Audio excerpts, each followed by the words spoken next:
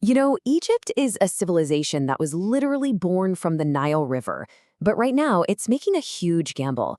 It's trying to do something that sounds almost impossible, turn its massive, empty desert green by tapping into a hidden ocean of water, buried deep, deep under the sand. But this whole idea brings up a really big question. In a world where water is getting more and more scarce, can a country with over 100 million people really bet its entire future on water that's been trapped underground for thousands of years? So to understand why they're even trying this, you have to get your head around this paradox that defines Egypt today. Get this, 95% of the entire population is squeezed onto just 4% of the land, all packed along the Nile. Meanwhile, the other 96% of the country, this vast western desert, is pretty much empty. This whole project is about trying to flip that equation completely on its head. And to really understand this grand plan, we need to zoom in. We're going to start in a small, incredible place that's both a stunning jewel of the desert and kind of a cautionary tale. We're talking about the Siwa Oasis.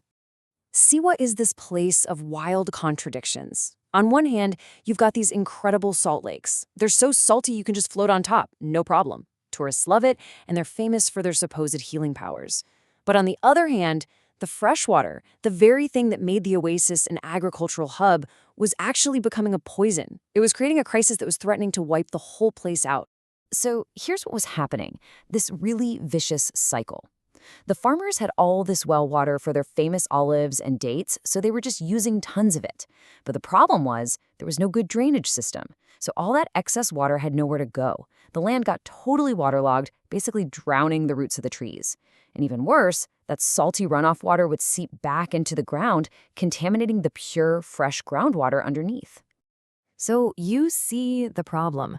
Siwa was literally drowning in its own success. And that called for a really bold, really modern engineering fix to save this ancient place. And the solution they came up with was just, wow. It was audacious. And you can pretty much sum it up in one single impressive number. 34 kilometers. That is over 21 miles of brand new construction right through the middle of the desert. What they did was build this massive 34-kilometer open canal. It's basically a man-made river. And it has one job and one job only: to catch all that destructive agricultural runoff and channel it away, safely, into this huge natural basin. It was a serious feat of engineering that saved the oasis from itself. Now, that project in Siwa is amazing, no doubt, but it's just one small piece of a much, much bigger story, because it's all powered by a resource that's completely invisible from the surface. Which, of course, leads us to the biggest question of all. We're talking about one of the driest places on the entire planet.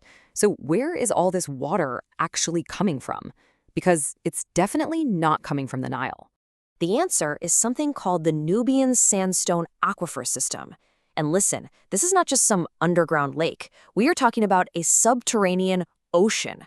It's what scientists call fossil water, super ancient, super pure, fresh water that's been trapped down there in the rock for thousands of years. And here's the catch. It's totally non-renewable. It's one of the biggest reserves of its kind on Earth, a hidden sea that's actually shared by 4 different countries.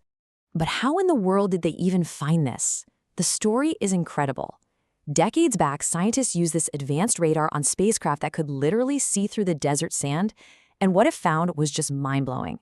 A ghost-like map of ancient rivers from a time, thousands of years ago, when North Africa was basically a green savanna.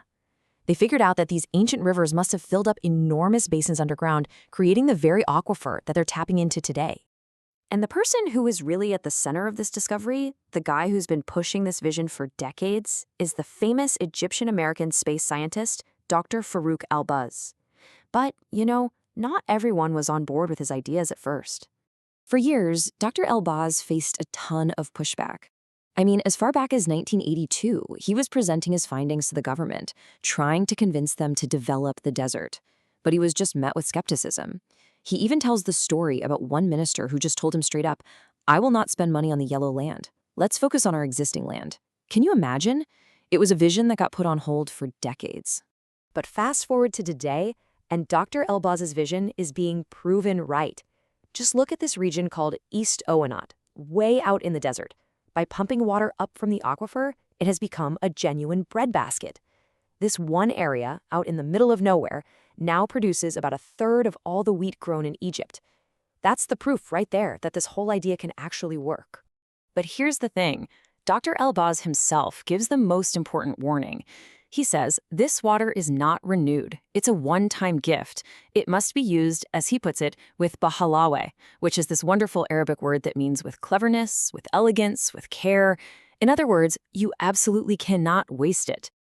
And that really brings us to the final critical question. Egypt is making this enormous bet, staking its entire food supply and the growth of its cities on this ancient, finite resource. So, is this the beginning of a new, sustainable green chapter for the country? Or is it just a beautiful but temporary mirage in the sand?